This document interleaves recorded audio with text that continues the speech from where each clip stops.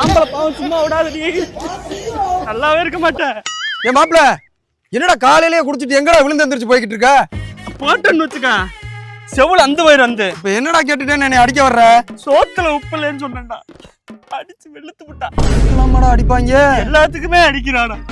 பொம்பளைக்கு ஒரு பிரச்சனை, நம்ம இந்த மாதிரி சித்திரவதை பண்ணோம்னா பேசுறதுக்கு 1000 பேர் இருக்காங்க. நான் ஆம்பளைக்கு ஒரு பிரச்சனைனா பேசுறதுக்கு யாருமே இல்ல. டேய் யாரா சொன்னா கேட்க ஆள் இல்லைன்னு?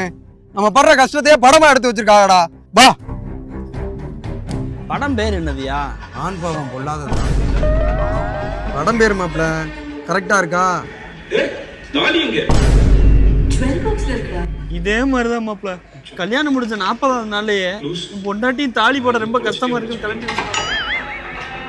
கிளம்புடா. இப்படித்தான்டா சமைக்காம என் பொண்டாட்டி ரீல்ஸ் பண்ணிக்கிட்டு இருப்பா. என்னடா ரொம்ப பயமுறுத்துறீங்க.